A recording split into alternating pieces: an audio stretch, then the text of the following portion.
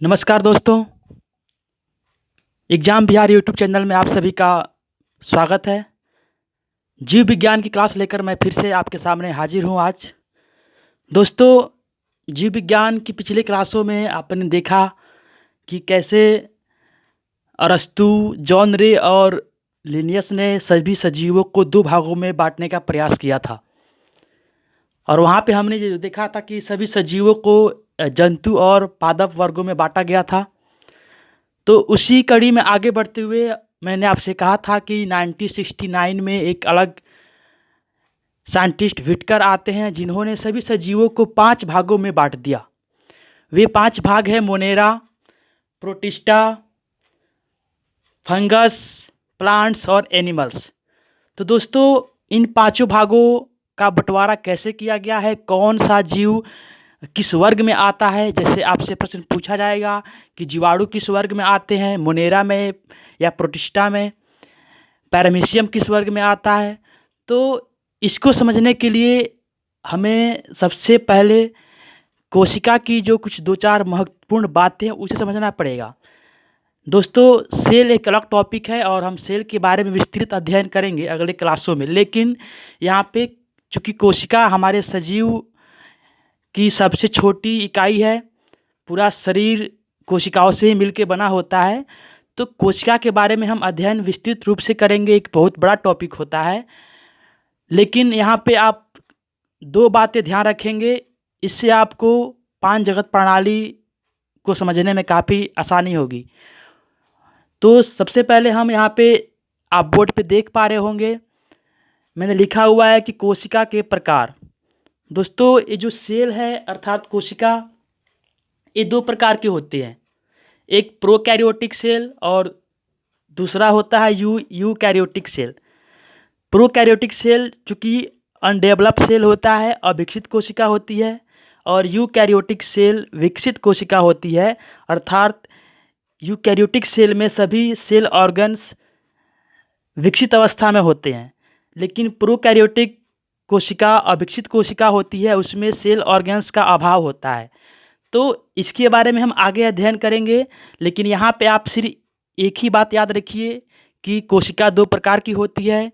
एक undeveloped cell होता है जो प्रिमिटिव अवस्था में होता है, अभी डेवलप नहीं हुआ होता है, तो उसे प्रोकैरियोटिक सेल बोलते हैं। और एक दूसरा जो डेवलप यानी विकसित कोशिका होती है उसे यूकैरियोटिक सेल कहते हैं। तो अगली बात जो आपको विशेष तौर पे ध्यान रखना है, कोशिका की संख्या के आधार पर जीव दो प्रकार के होते हैं।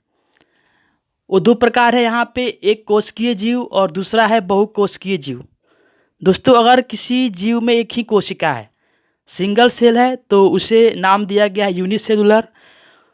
और अगर किसी जीव में बहुत सारी कोशिकाएं हैं, जैसे हम लोग हैं या और प्लांट्स हैं, तो उन्हें मल्टी सेलुलर कहते हैं।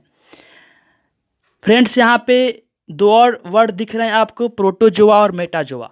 तो आप ध्यान रखेंगे कि एक कोशिकीय जीवों को प्रोटोजोआ भी कहते हैं और बहुकोशिकीय जीवों को मेटाजोआ भी कहा जाता है। तो ये सभी वर्ड आपके आगे बार बार यूज किए जाएंगे। तो अगर आपको बायो अच्छे से समझना है तो आप एक एक वर्ड और एक एक बात को ध्यान रखेंगे। तो दोस्तों, आपने यहाँ समझ लिया है कि सेल दो प्रकार की होती है, प्रोकैरियोटिक और यूकैरियोटिक। प्रोकैरियोटिक अनडेवलप होता है, यूकैरियोटिक डेवलप होता है। और दूसरी बात जो मैंने कहा कि अगर कोई जीव एक ही कोशिका से मिलके बना है, उसमें एक ही कोशिका है, तो उसे हम यूनिसेलुलर यानी एक कोशिकीय जीव कहते हैं। और कुछ जीव, अन्य जो जीव हैं जो बहुत सारी कोशिकाओं से मिलके बने होते हैं, उन्हें बहुकोशिकीय जीव कहते हैं। और एक और उसके लिए वर्ड यूज किया गया है बहुकोशिकीय जंतुओं के लिए, जो हम यूज करते हैं वर्ड, वो है आपका मेटाजोआ। और एक कोशिकीय के लिए प्रोटोजोआ वर्ड भी यूज किया जाता है। तो अब इसके बाद हम, जो हमारा आज का टॉपिक है, आप थंबनेल पे देख पा रहे होंगे कि 5 जगत प्रणाली यानी कि 5 किंगडम सिस्टम। तो बेसिकली हम उसी का अध्ययन करेंगे। तो दोस्तों, आइए आगे स्टार्ट करते हैं। जैसा कि आप बोर्ड पे देख पा रहे हैं, 1969 में व्हिटकर, और आपने पिछले क्लास में भी पढ़ा था कि परंपरागत द्विजगत प्रणाली के जगह पे 1969 में व्हिटकर ने सभी सजीवों को 5 अलग अलग भागों में बांट दिया और एक नए 5 जगत प्रणाली शुरुआत की। तो वे 5 कौन कौन से भाग हैं, आइए हम उनको देखते हैं। वे पांचों भाग हैं। पहला है मोनेरा।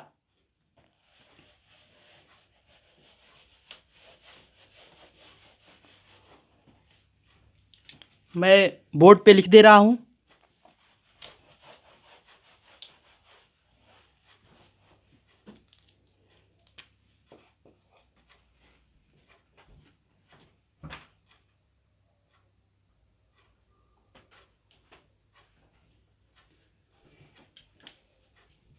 तो दोस्तों, जैसा कि आप बोर्ड पे देख पा रहे हैं, मैंने जो 5 जगत प्रणाली है उसको मैंने लिख दिया है। सबसे पहला है मोनेरा, प्रोटिस्टा, फंगाई, प्लांट्स और एनिमल्स। इनका हिंदी नहीं होता है, ये सभी लैटिन वर्ड हैं, इसलिए इसका हिंदी कुछ होता नहीं है, यही होता है, मोनेरा मोनेरा ही होता है। तो यहाँ पे अभी आप देख पा रहे हैं कि क्या दिखाया गया है कि व्हिटकर ने जो 5 भागों में सभी सजीवों को बांटा है उसका आधार क्या है। तो दोस्तों, इसका आधार है कोशिका। कोशिका के आधार पे व्हिटकर ने सजीवों को 5 भागों में बांटा है। तो यहाँ पे आप देख पा रहे हैं पांचों यहाँ पे हैं, और अविकसित कोशिका वाले जीव मोनेरा में आते हैं। प्रोटिस्टा में विकसित कोशिका वाले एक कोशिकीय जीव आते हैं। फंगी में विकसित कोशिका वाले बहुकोशिकीय और कुछ एक कोशिकीय भी आते हैं। अभी हम इन सबका एग्जाम्पल्स भी देखेंगे। अभी मैंने सिर्फ आपको बोर्ड पे लिखा हुआ है, बारी बारी से हम एक एक करके अध्ययन करेंगे। प्लांट्स में विकसित कोशिका वाले बहुकोशिकीय सभी पेड़ पौधे आते हैं, और एनिमल्स में विकसित कोशिका वाले ही बहुकोशिकीय सभी प्रकार के जंतु आते हैं। तो दोस्तों, आइए हम इनका एक एक करके अध्ययन करते हैं और इनसे क्या प्रश्न पूछे जाते हैं। कौन सा जीव जीवाणु, पैरामीशियम, अमीबा, युग्लिना, फंगाई, ये सभी किस वर्ग में आते हैं और उसका आधार क्या, इसको समझते हैं। दोस्तों, तो आप देख पा रहे हैं कि सबसे पहले है मोनेरा। और अभी मैंने इसके पहले बताया कि कोशिका 2 प्रकार की होती है, एक विकसित कोशिका होती है और एक अविकसित कोशिका होती है। तो व्हिटकर महोदय ने देखा कि जितने भी अविकसित कोशिका से बने जीव हैं, जैसे जीवाणु वगैरह, तो उनको अलग वर्ग में रख दिया। वो कौन सा वर्ग है? वो है मोनेरा। ध्यान से पढ़िए, यहाँ पे अविकसित कोशिका वाले जीव किस वर्ग में आते हैं? तो मोनेरा वर्ग में आते हैं। जैसे एग्जाम्पल के लिए यहाँ पे देखते हैं,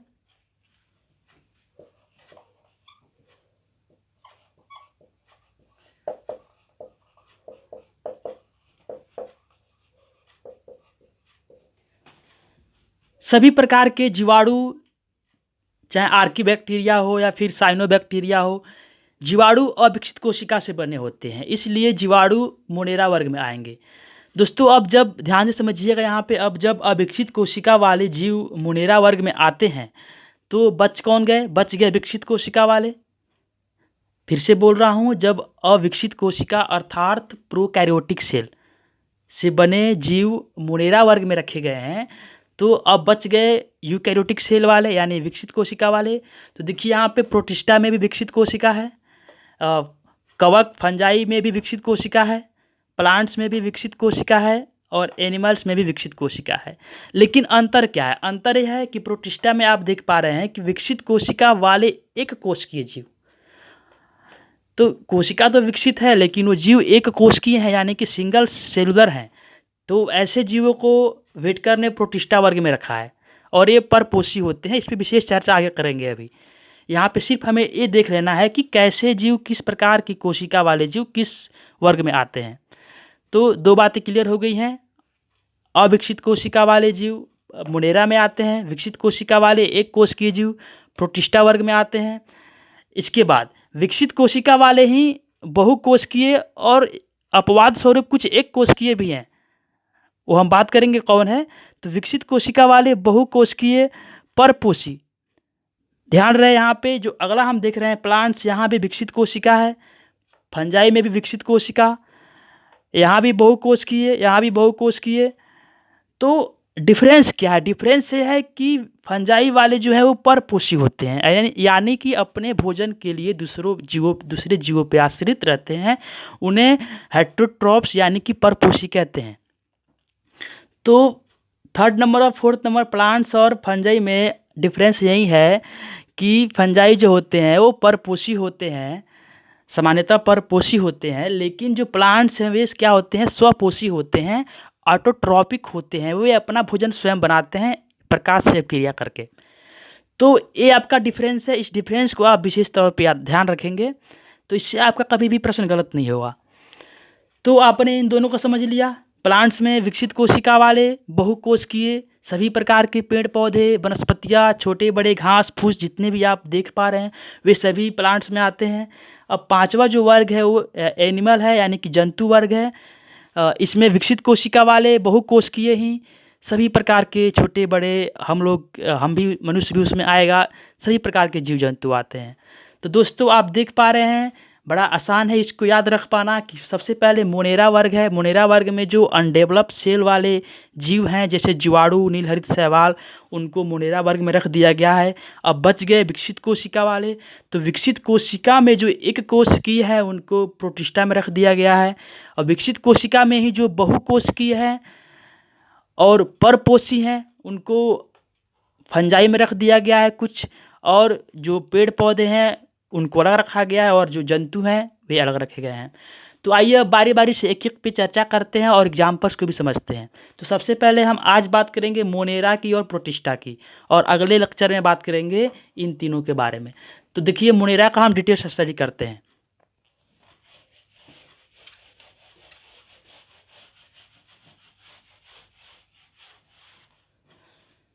दोस्तों तो सबसे पहले हम देख रहे हैं कि मोनेरा जो वर्ग है उसमें किस प्रकार के जीव आते हैं। तो आप कह सकते हैं कि अविकसित कोशिका वाले जीव, जिसे क्या बोलते हैं, जिसका नाम क्या दिया गया है, जिसका नाम दिया गया है प्रोकैरियोटिक सेल।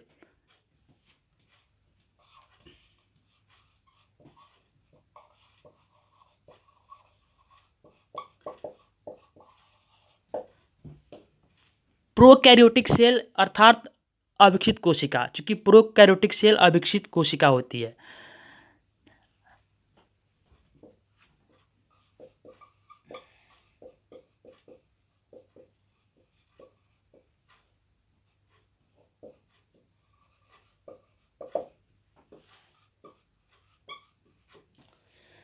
दोस्तों यहाँ पे एक दूसरा वर्ड लिखा हुआ है एक कोशिकीय। तो एक बात आप ध्यान रखेंगे, जो अविकसित कोशिका वाले जीव होते हैं वो एक कोशिकीय ही होते हैं। यहाँ पे कहीं भी जिक्र नहीं हुआ है कि अविकसित कोशिका वाले बहुकोशिकीय जीव।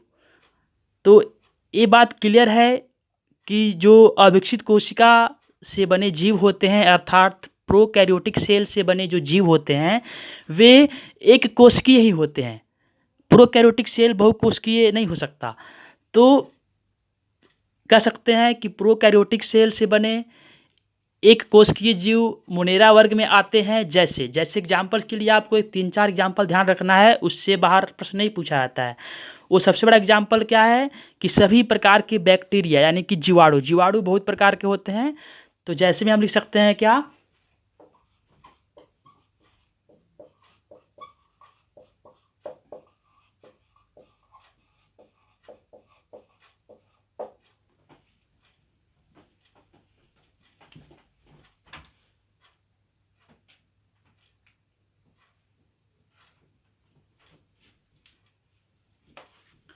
दोस्तों तो आप देख पा रहे हैं एग्जाम्पल्स में सही प्रकार के जीवाणु मोनेरा जगत में आते हैं। जीवाणु में भी कई प्रकार के होते हैं, जैसे आर्की बैक्टीरिया या साइनोबैक्टीरिया या किसी भी प्रकार का बैक्टीरिया हो वो आपका मोनेरा वर्ग में आता है। तो यहाँ से प्रश्न ऐसे पूछेगा, यहाँ से प्रश्न आप जवाब दे सकते हैं। जैसे पूछ सकता है कि बैक्टीरिया किस वर्ग में आते हैं, तो आप बोलेंगे मोनेरा वर्ग में आते हैं।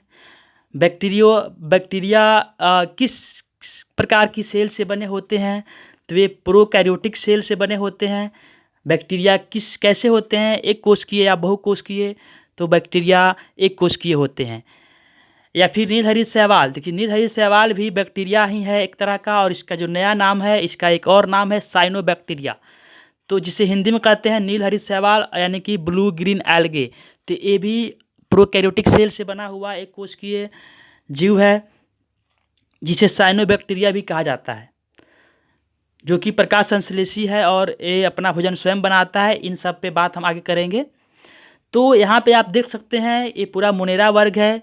4 बातें आप ध्यान रखेंगे। मोनेरा वर्ग प्रोकैरियोटिक सेल से बने एक कोशिकीय जीव आते हैं, और एग्जाम्पल्स में आपका सभी प्रकार के जीवाणु और नीलहरित शैवाल, ये मोनेरा वर्ग के एग्जाम्पल हैं।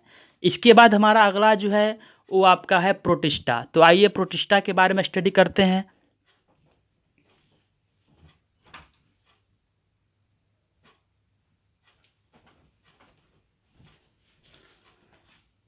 तो दोस्तों आप यहाँ पे देख पा रहे हैं मोनेरा के बाद जो अगला वर्ग है वो आपका है प्रोटिस्टा। तो प्रोटिस्टा में कैसे जीव आते हैं आपने पढ़ लिया है। प्रोटिस्टा में विकसित कोशिका वाले एक कोशिकीय जीव आते हैं।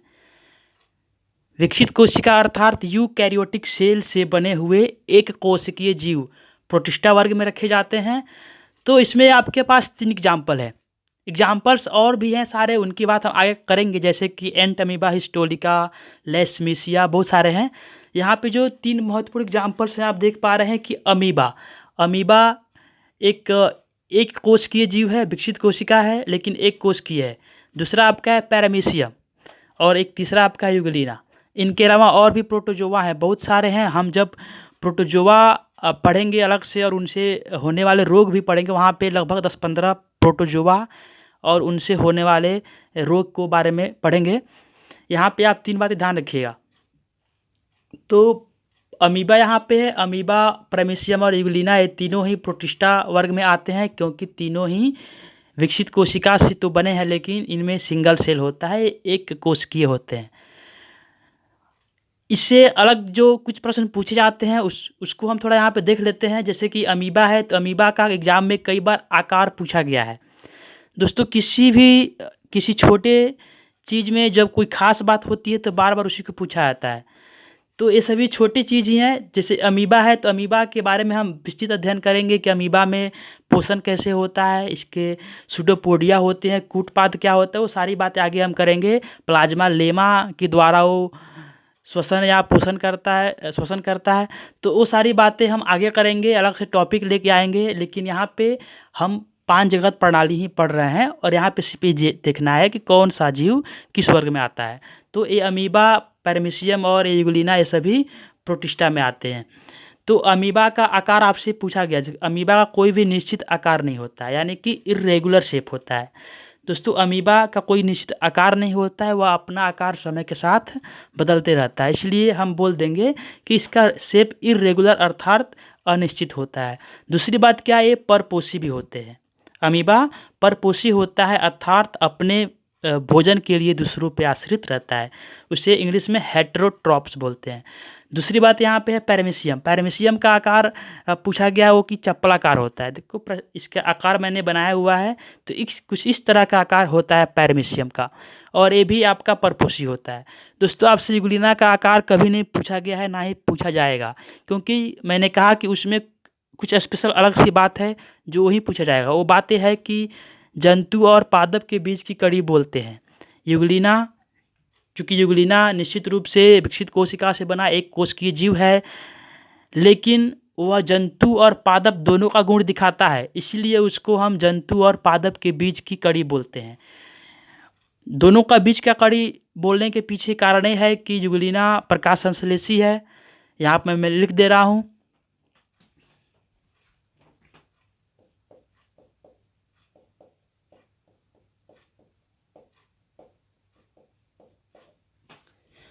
अर्थात यूग्लिना प्रकाश संश्लेषण की क्रिया करता है और सूर्य की प्रकाश की उपस्थिति में अपना भोजन स्वयं बना लेता है, इसलिए वह परपोषी है। लेकिन सूर्य के प्रकाश की अनुपस्थिति में भी वो अपने पोषण के लिए दूसरों पर आश्रित हो जाता है, तो इसलिए वह परपोषी भी है, स्वपोषी भी है। अतः उसे हम जंतु और पादप दोनों के बीच की कड़ी मानते हैं। दोस्तों तो इसके बाद जो हमारा अगला है वो आपका है फंजाई। तो आइए उसके बारे में अध्ययन करते हैं।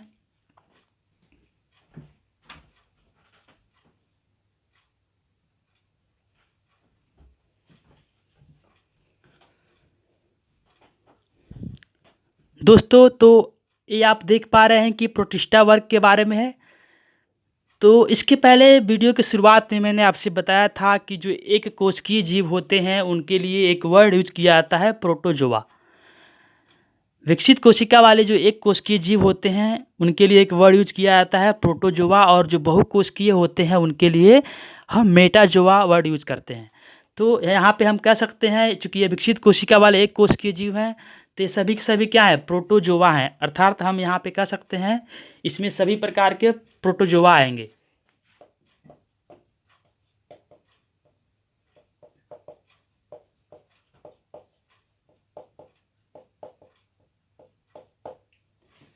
तो जितने भी प्रोटोजोआ हैं जैसे कि एंटमीबा हिस्टोलिका, लेशमेसिया, और यहाँ पे आप देख पा रहे हैं पैरामीशियम, ये सभी इसमें आएंगे। तो ऑप्शंस में कुछ भी दिया रहता है, चूँकि बायो में काफ़ी कठिन कठिन वर्ड आते हैं, तो इसको आपको इसीलिए आपको एक एक चीज़ पे ध्यान रखना है। जैसे कि आपसे प्रश्न पूछेगा कि प्रोटिस्टा वर्ग में कौन आता है या प्रोटोजोआ कैसे होते हैं, तो ध्यान रखिए प्रोटिस्टा से ही बना है प्रोटोजोआ। अर्थात प्रोटिस्टा प्रोटोजोआ दोनों ही सिमिलर, लगभग सिमिलर वर्ड दिख रहे हैं, यानी कि विकसित कोशिका और एक कोशिकीय वाले जीवों को हम प्रोटोजोआ कहते हैं और वे प्रोटिस्टा वर्ग में रखे जाते हैं। तो दोस्तों आज आपने देखा कि व्हिटकर की 5 जगत प्रणाली की जो पहली 2 वर्ग है, जगत है, वो आपका मोनेरा और एक प्रोटिस्टा। तो इसका हमने आज अध्ययन किया, और अगला जो हमारा फंगाई, प्लांट्स और एनिमल्स है उसके लिए हम अगले लेक्चर में फिर से आपसे मिलेंगे। तब तक के लिए विदा लेते हैं। धन्यवाद।